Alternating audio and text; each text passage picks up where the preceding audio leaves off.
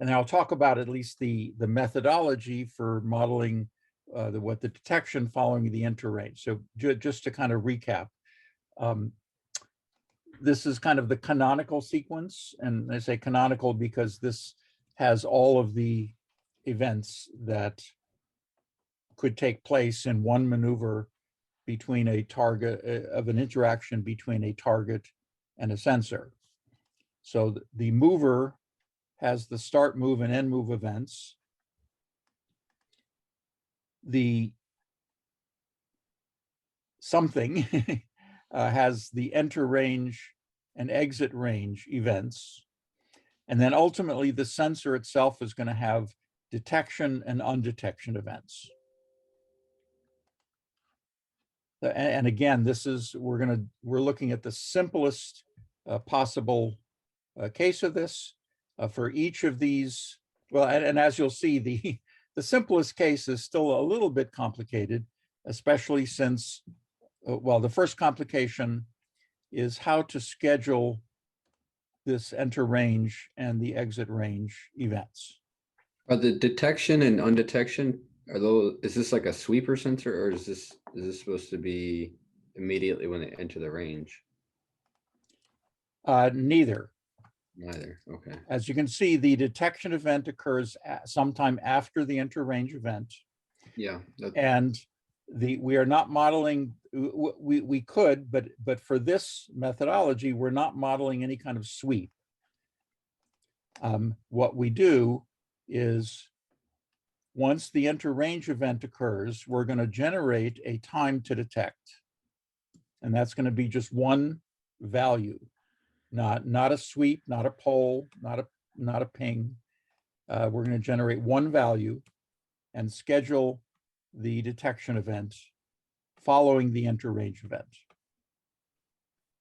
So the idea of one event scheduling another event should be fairly familiar to you by now. So that's what's going on. So, but we're not dealing with that just yet. We're still working on. We have the methodology to schedule the enter and exit range, at least for the stationary sensor.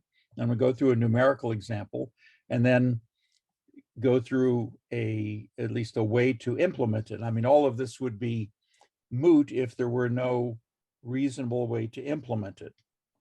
And the thing about the implementation is that you want to implement it in such a way that you don't handcuff yourself too much to certain particular ways of doing business. So what we have put a stake in the ground, one stake in the ground is this equation of motion, that is constant velocity. It's obviously not the most general. A more general one would incorporate acceleration, and things like acceleration can be handled by a similar approach. It's much more complicated. And as I've said on many occasions, I always want to start with the simplest case. So if somehow we hit a wall in dealing with the simplest possible equation of motion, then there would be no hope for doing things like handling acceleration.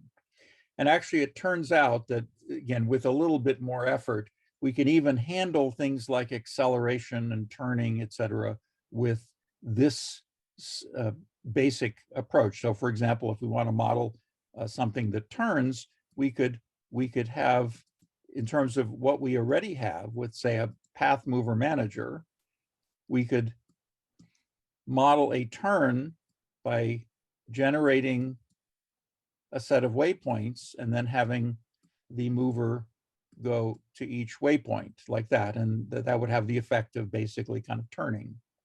And if we wanted to model acceleration, then again, with a little bit of a tweak to what we have here, we could have different speeds. That is, instead of going just at the maximum speed, we could have a series of step speeds that would kind of gradually increase. Again, so just using the same equation of motion with a little bit of tweaking, we could capture, at least to a first order, many of these other effects. but we're still back in, oops, where are we here? Okay, so want to get to specifics about capturing this enter range and exit range, and then we'll get to the detections in a little bit. Okay, just sort of to recap, the enter and exit times are based upon the solution to this equation. And that equation, it comes from the fact that at the enter range and exit range events, the target is exactly our distance from the sensor. Okay, so by solving this equation, we came down to a quadratic, and then the solution, we can actually write the solution down. When it comes to implementation, we're actually going to skip that and use a built-in quadratic solver that Java provides. So we'll see how that goes. But the idea here is that now, in looking at a quadratic equation, there are 4 possibilities.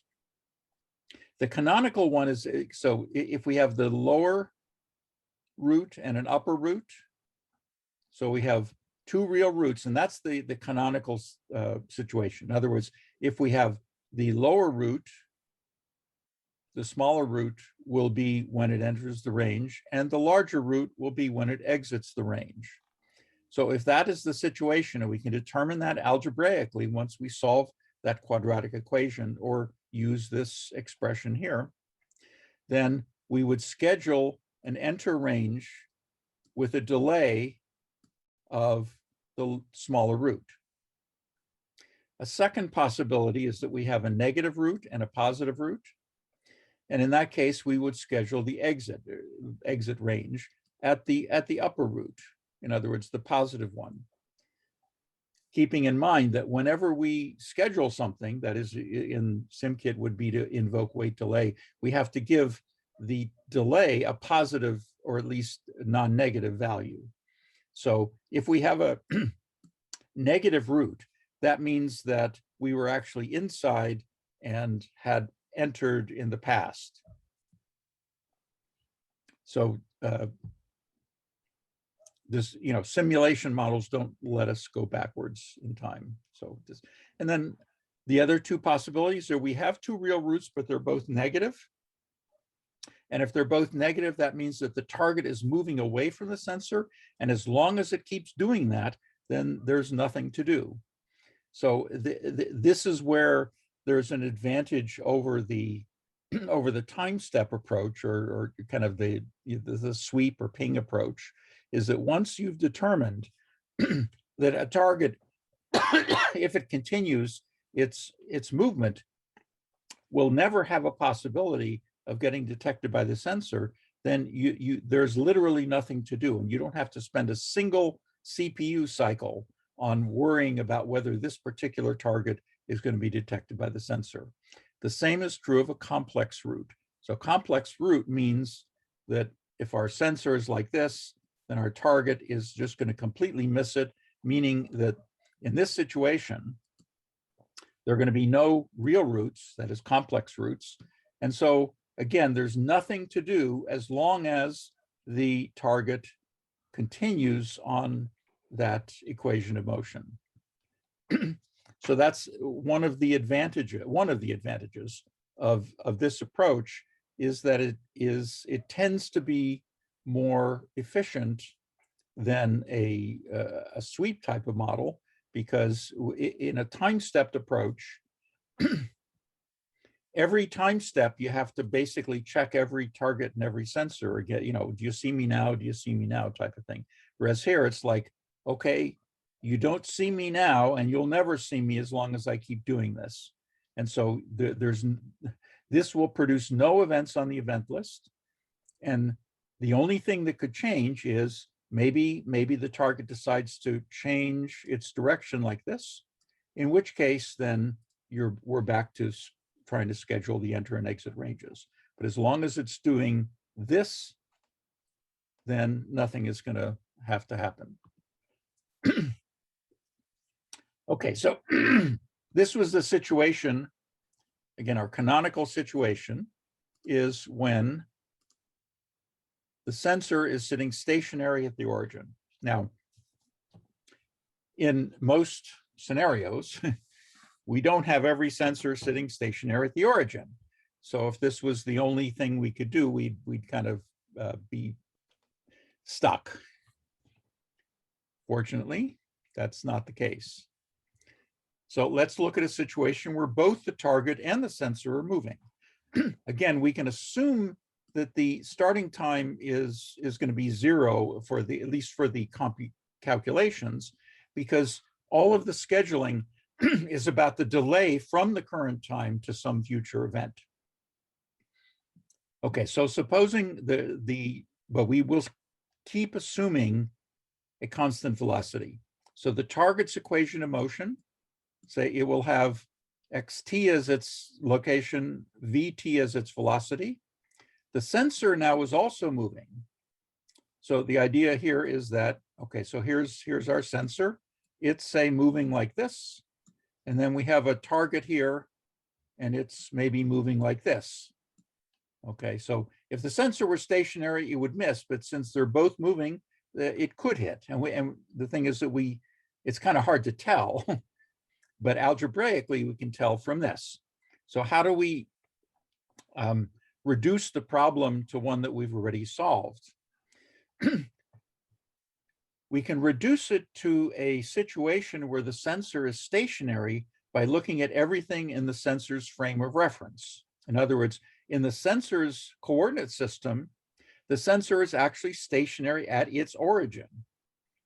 So as far as the sensor is, if you look at everything from the sensor's point of view, even if it may be literally moving, from its standpoint, it's staying stationary and everything else is revolving around it. It's what I call the egocentric or narcissistic point of view. In other words, I'm the center of the universe and everything revolves around me. But here, that's actually a useful thing. In other words, in the sensor's frame of reference, the relative equation of motion is the difference between that of the target and that of the sensor. And since they're both constant velocities, then we have a situation which structurally is identical to the one that we've already solved. In other words, if we take our x naught to be the difference between the target's location and the sensor's location, and if we take the relative velocity to be the difference between the target's velocity and the sensor's velocity, where'd you go? Then we can apply exactly the same situation as we did before. In other words, now in these relative movement, the relative equation of motion, the sensor is stationary at the origin, so we can apply exactly the same solution that we had before. In other words, all of this applies with the caveat that our initial location is the difference between the sensors and the target's location, and the velocity, the relative velocity, is the difference between the two velocities. So it just, if you think about, here's another situation. Supposing the sensor is kind of moving like this, and we have a target that's maybe moving kind of in the same direction but parallel. In other words, if these velocities are identical, then we're never going to have a solution, which is what would happen, because if we're going parallel to the motion, then the target is never going to enter the sensor's range. Okay, so let's look at a worked example for the stationary sensor, at least to start, because the computations can get a little bit involved. So again, we have a stationary sensor at the origin. So we're assuming that the sensor's location is the origin, and the velocity of the sensor is likewise also 0. So again, simple. We want to start simple and then kind of build it up. So So for this, our target's initial location is minus 30, 40 and a speed of 40. And we have a destination of 50 and minus 20. So the thing that we've already kind of looked at is that if we know the velocity of the mover, then we know like how long it's going to take to get there and all those other things. But that's usually not the information that we are given. In other words, for these waypoint things, you will typically tell the mover, go here at this speed. Okay, so we have a speed of 40 and we're going from minus 30, 40 to 50, minus 20, and the sensor range is 20. So basically it's sitting at the origin. Here's our sensor. Its range is 20. Our initial location is minus 30, 40. So if this is 20, minus 30 would be kind of out here. 40 would be up here. So here's where we're starting. And we're going to 50 minus 20, which is here. And a minus 20 would be actually kind of down here. So here's our destination. And so you can see visually, at least, it looks like we're gonna be crossing the threshold here. So that's a useful sort of check, just because it's easy enough to get the numbers off. Okay, first we need to find the velocity, and we've done this before. So we look at the destination minus the initial location.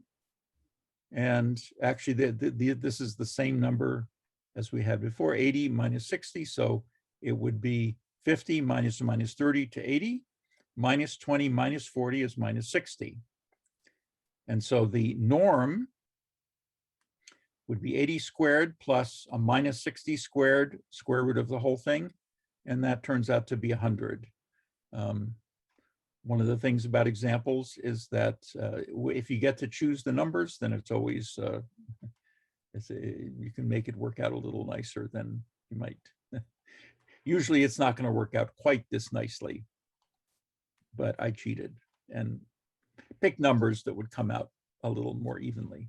Okay, so our velocity now is this difference, 80 minus 60 over 100 times the speed of 40. And so we get 32 minus 24. So again, just as a check, 30 means we're going positive in the X direction and negative in the Y direction. In other words, the velocity looks like this. That's positive in the X direction, negative in the Y direction.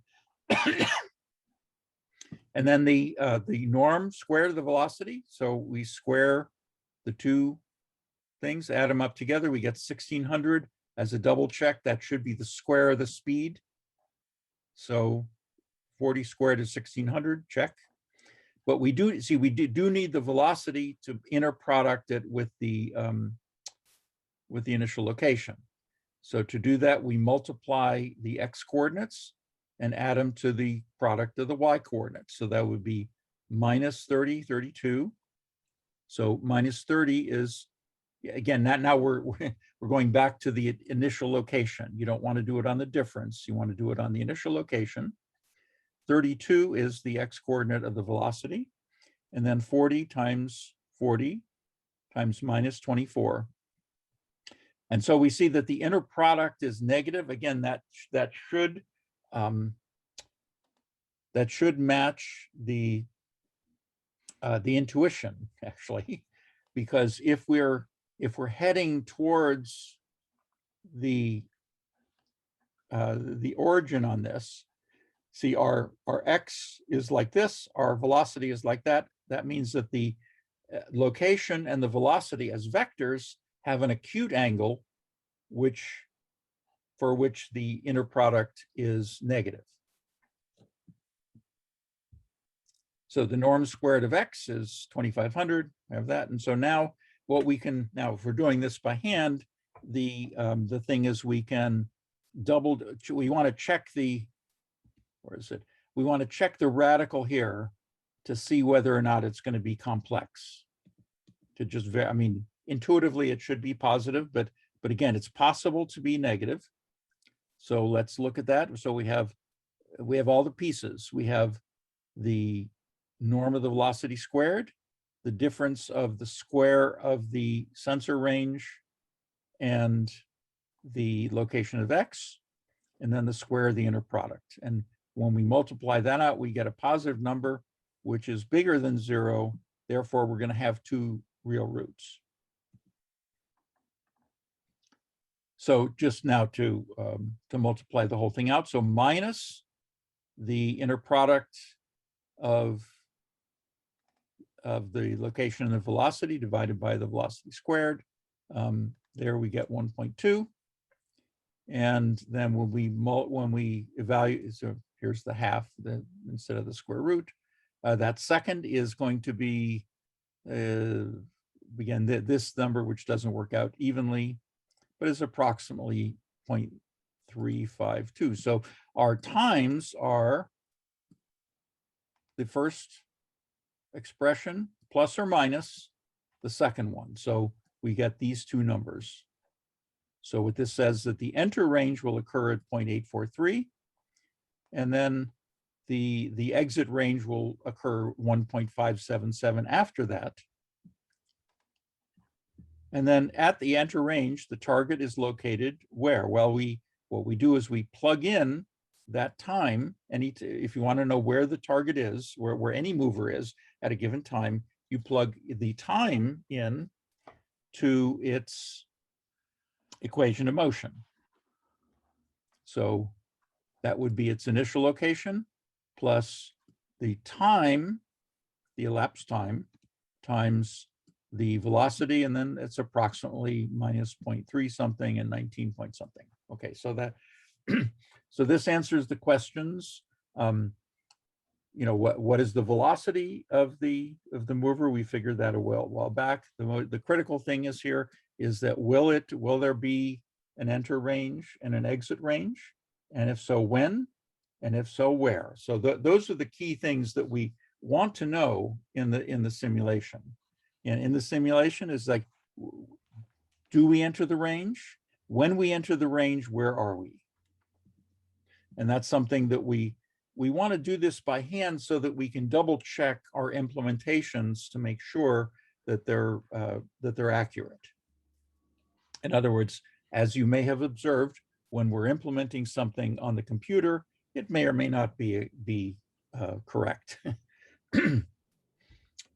Now, one of the issues is that kind of, as you may notice, that the computations can be a little bit involved here. So there's actually just as much of a danger that our hand computations will be off, which is why we need to do it slowly and carefully. And likewise, just as we do our coding slowly and carefully, at least that's what I advocate. Okay, so now just kind of going back to, there was a question before about, okay, now what about these detection and undetection? So we've, the start move and end move, that has to do with movers and mover managers. Enter range and exit range, that's going to be concerned with there's going to be an object. We want to have an object in our simulation that computes the enter range and exit range. And the thing about this is that as long as we have circular sensors with circular footprints, then the calculations for the enter range and exit range are always going to be what we've done. In other words, as long as we have movers with constant velocity and sensors with circular footprints, then this enter range and exit range calculations that we've done we just need to do it once. Now, on the other hand, what happens between the time that you enter range and say you get a detection? Let's focus on that. Now, as you'll notice here, that there's a certain amount of time between when it enters the range and exits the range. But how much of that time is going to be many different approaches. And we'll look at the simplest one, and then the next simplest one, and then the next simplest one after that. So if we want to model the detection following the enter range, the approach is, and our approach in discrete event simulation is always to schedule an event. It is almost never to enter into kind of what's called a polling or a sweeping, or, do you see me now? Do you see me now? Do you see me now? That's a time step mentality. A discrete event mentality says, when is the next event going to occur? And when a given event occurs, can we figure out when to schedule the next one? So even though the enter range and exit range times are pretty much given, in other words, all these calculations are pretty much going to be what they are, as long as we have a constant velocity and circular sensors. But the time between when the enter range occurs and the target is detected, that's something that could be very different.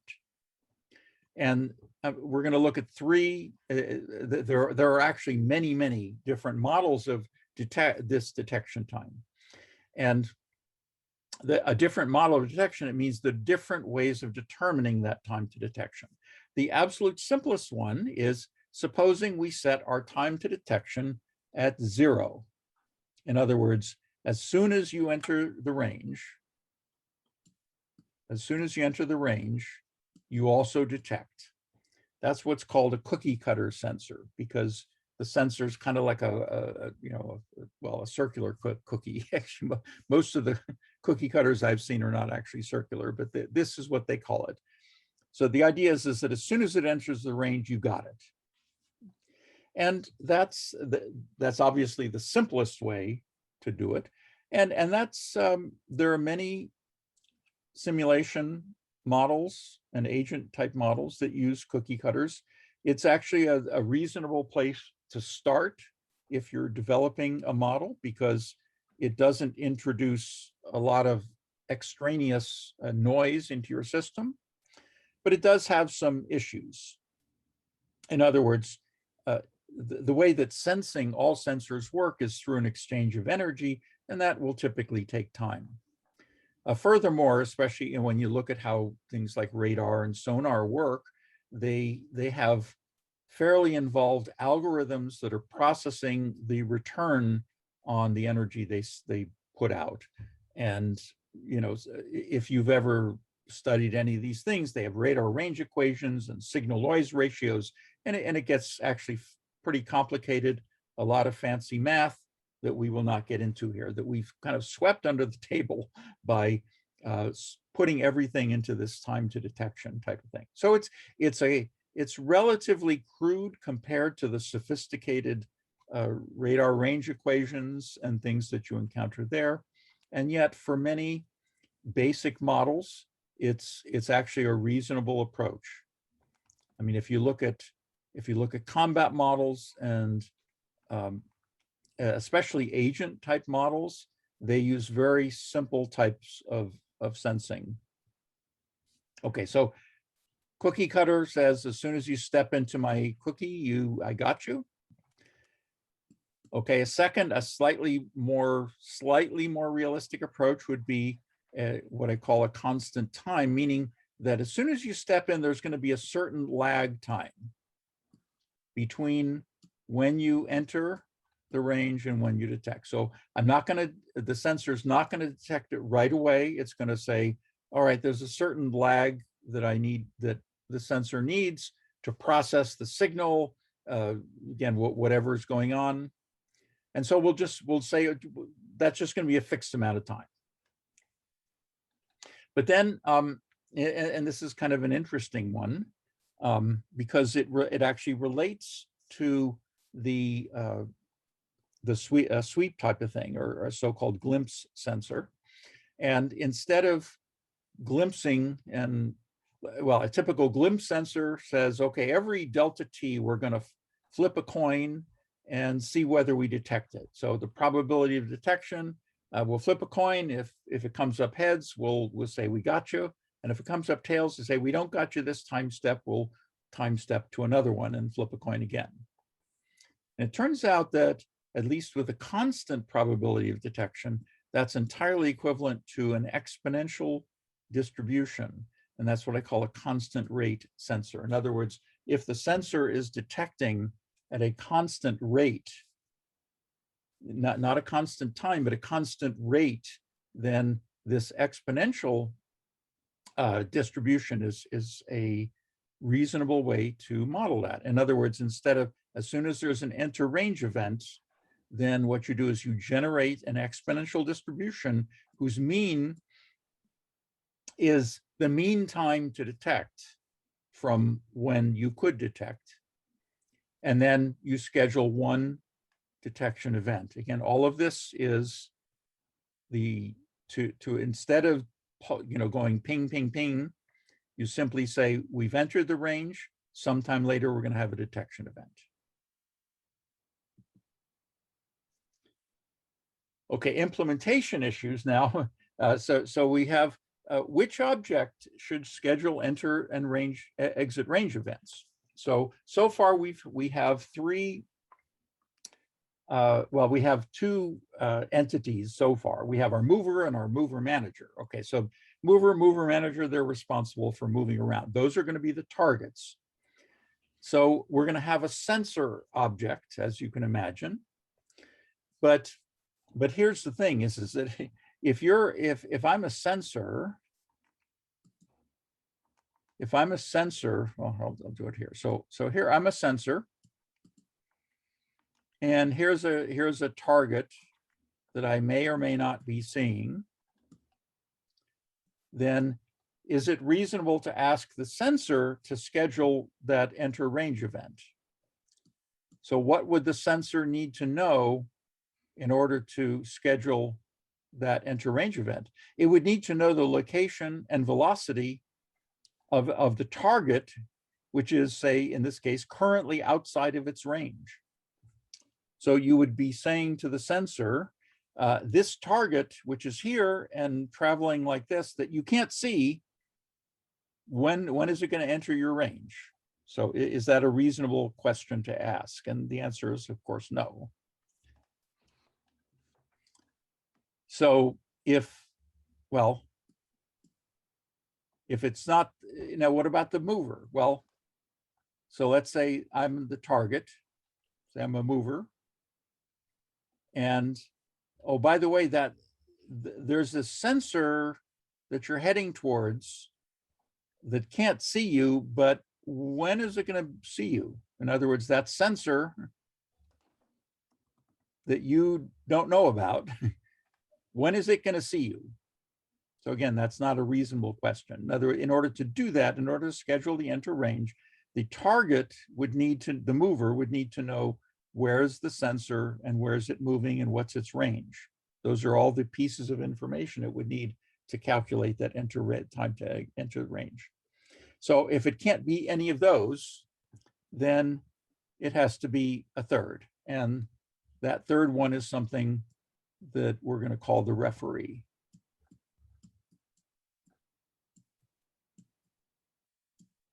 For a variety of reasons. Now, what about those detection and undetection events? So here's the thing, that in other words, the referee, in the referee, we can have that quadratic solution thing to schedule those enter and exit range events. So that's going to be, all we need is just one of those. Now, what about the detection and undetection events? So here's the thing, we have at least 3 different ways of doing that, and there are actually many more. So to try to put all of that on just the referee is not a reasonable thing. So what we're going to do is, well, we're going to have these sensor objects, but again, since it's not reasonable that the sensors schedule its own detection, we're going to have yet another object that we're going to call mediators. So a mediator is the one that's going to schedule the detection and undetection event. So let's see how that goes. So let's look at the simplest way of doing this. Again, notice the simplest moniker that I've been putting on things. And as you've observed, that from simplest, there's a simpler one that I've had you do for movers. And as you might guess, that there's a simpler way of doing this, which is has a little bit more facility than the simplest one that they're presenting here. Again, this is part of the general approach of always starting with the simplest possible approach and then gaining insight from that to expand to the next approach. So we're going to look at this referee thing. So, and the simplest way of doing this, where our referee is just going to have one mover and one sensor. And it's going to be scheduling events. So it's going to be an event graph. And its parameters are actually simply going to be a single mover and a single target. So just to do the simplest possible one, we're going to have, okay, one mover, one target, one sensor. And whenever the mover changes its movement, that is, it has a start move or an end move, what we need to do is basically cancel any pending enter range or exit range events, and then perform enter and exit calculations, scheduling them as appropriate. Now, whenever the sensor changes its movement, we also need to do the same thing. So this is something that we haven't completely dealt with. So, let's see what that's about. Supposing we have a stationary target now. So here's our target, and it's supposing it's sitting stationary. But now here's our sensor, and then it's at a certain point in time, the sensor starts moving toward the target at a certain velocity. So what should happen? Well, what should happen is that at some point there should be an enter range event. Because again, even though looking at it from above, we see the sensor is moving, as far as the sensor is concerned, it's sitting stationary and the target is moving toward it. So whenever the sensor changes its movement, then we need to cancel any pending enter or exit range events and then perform enter and exit calculations. Again, scheduling is appropriate. In other words, we do those quadratic calculations and then figure out if something needs to be scheduled.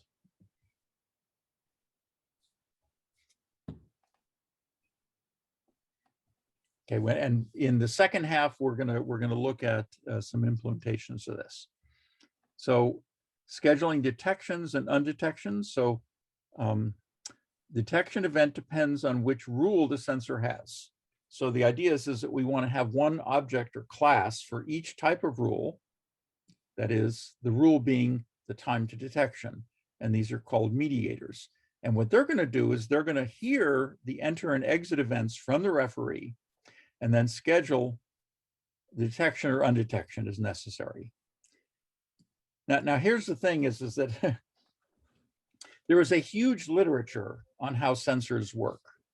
And the focus has been mostly on how, scheduling, well, not so much scheduling, but modeling the ability of sensors to detect. For much of the methodology on that, the output of that is they'll output something called the probability of detection, although that is a bit ambiguous, particularly in a time step role. Here, the time to detection is unambiguous. So there's a lot of methodology that can be utilized.